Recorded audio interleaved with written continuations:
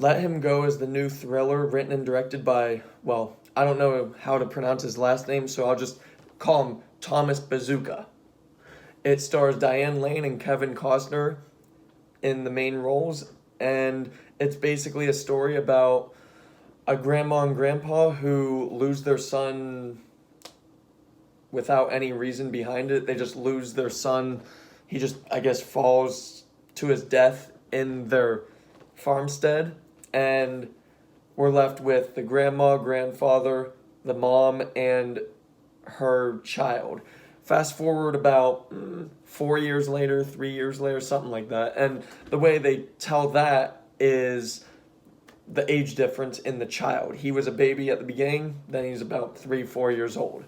Oh, sorry, I have to preface this. There will be minor to major spoilers because I have to say and talk about things that I loved and disliked about this film, so just a heads up. So anyway, fast forward 3, 4 years later, the mother gets remarried to a new guy, and the grandmother, I guess, was told from the mother before that he's hit her, and the grandmother was basically just like, "Oh, you must be exaggerating. Just let it go, let it be." Well, after they're married, the grandmother follows them one day and sees him practically beat both the mother and the child for the most pettiest things ever, just right in the middle of the sidewalk.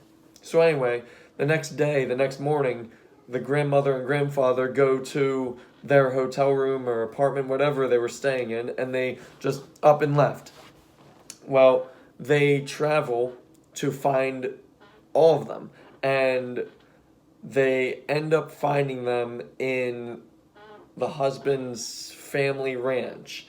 And the family of the husband, though I believe the last name was the Wee Boys. Yeah, they are some crazy psycho of a family.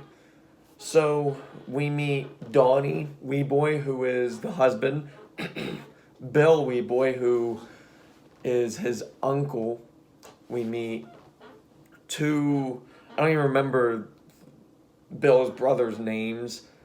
They were barely in the film, but they were still part of the family. I just forget their name. They were basically the two muscle-headed brothers. And then we get the mother, Blanche. And I personally believe this is an extremely solid film. This is a very well-made, well-written film. Okay? Go see this film. It has excellent cinematography. It has excellent scenery. The acting is superb. The story is well written, like I already said, and the direction is phenomenal. Okay, you find out most things about everybody. Set aside the gripes I have, which are you don't really know much about those two muscle-headed brothers, and again, spoilers. You end up not ever finding out what actually happened to their son at the very beginning. But anyways, outside of those, this is an excellent film.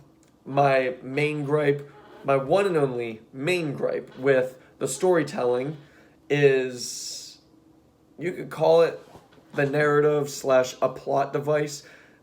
Huge spoiler. At the very end,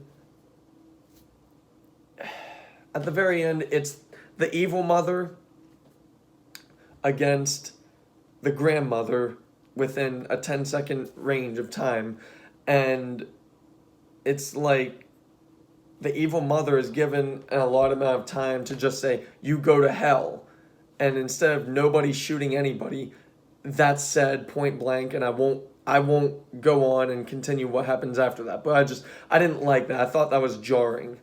And another thing, as far as the storytelling, there are some inconsistencies in the writing. It's still well written, but my problem is more so the writing, but more so in the acting of it.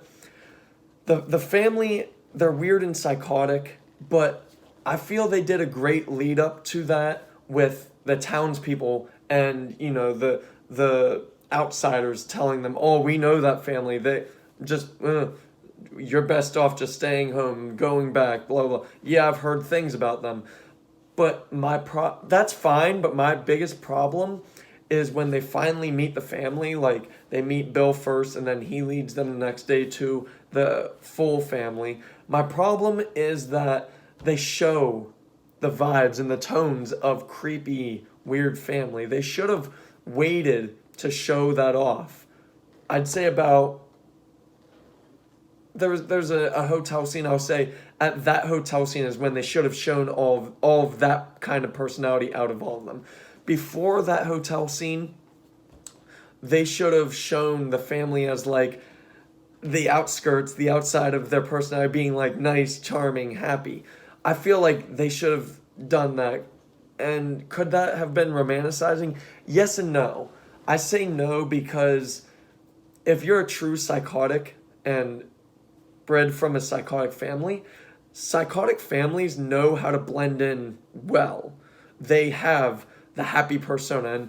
And, Bill Weeboy, he gave that, but I could just tell his smile was fake and creepy.